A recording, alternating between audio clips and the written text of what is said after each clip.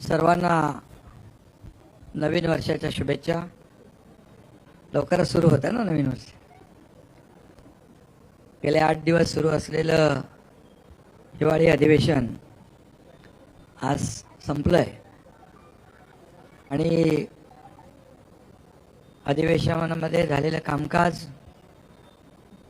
आणि घेतलेले निर्णय याला आपण सर्वांनी चांगली प्रसिद्धी दिली, त्याबद्दल आपल्या सगळ्यांचे आभार। हे अधिवेशन आशिष म्हणाला नव्याने सरकार स्थापन झालंय, पण आमचं टीम झालंय, टीम तीच आहे, मॅच नवीन आहे ना। आणि देवेंद्रजींच्या नेतृत्वाखाली मुख्यमंत्री म्हणून कामकाज सुरू झालंय महायुती सरकारचं, आणि अधिवेशन देखील अतिशय यशस्वीपणे पार पडलेलं आहे। कमी कालावधी असला तरी सुद्धा सरकारने ठरवलेलं कामकाज, निर्धारित केलेलं कामकाज पूर्ण झालं। 17 विधेयकं मंजूर झाली। त्या विधेयकांमध्ये अनेक महत्त्वाची विधेयकं होती, कारागृह सुधारणा, प्राचीन स्मारके आणि इतरही महत्त्वाची, त्या बाबतीमध्ये मुख्यमंत्री महोदय बोलतील, अशी महत्त्वाची विधेयकं देखील मंजूर झाली। पुरवणी मागण्या मंजूर झाल्या 35,788। ज्या योजना आमच्या सरकारने जाहीर केल्या होत्या,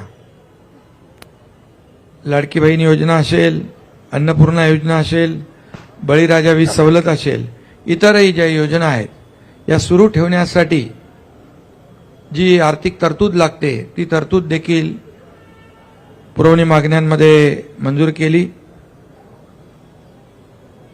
लाडकी बहीण योजना आणि इतर योजना ज्या आहेत, आम्ही ज्या घोषणा केल्यात, ज्याची अंमलबजावणी सुरू झाल्या, त्या सर्व योजना जशा आहेत तशा सुरू राहतील, त्यामध्ये कुठेही व्यत्यय येणार नाही। त्याचबरोबर राज्यपालांचं अभिभाषण सभागृहात, त्याच्या बाबतीत चर्चा झाली, राज्यपालांचे आभार देखील मानले, आणि मुख्यमंत्री महोदयांनी विदर्भामध्ये अधिवेशन असल्यामुळे विदर्भातल्या अनेक प्रकल्पांना देखील आम्ही न्याय दिलेलाच आहे, यापूर्वी यापुढेही देणार। 20,000 रुपये धानाला बोनस देण्याचा निर्णय देखील मुख्यमंत्री महोदयांनी घेतला, याचं देखील समाधान आम्हाला आहे।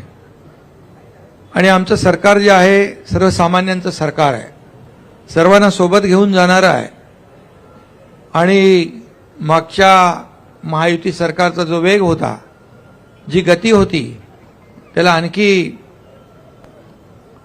गती देणार, आणखी वेगाने आम्ही निर्णय घेऊ। महाराष्ट्र आता न थांबता पुढे जाणार। विरोधकांची संख्या जरी कमी असली तरी सुद्धा आम्ही त्यांच्या प्रत्येक ज्या आयुधाच्या माध्यमातून त्यांनी प्रश्न उपस्थित केले, त्याला सरकारने उत्तर दिलं। महायुती सरकारने आपला शब्द देखील पाळला। या अधिवेशनाच्या काळात मंत्रिमंडळ विस्तारही झाला।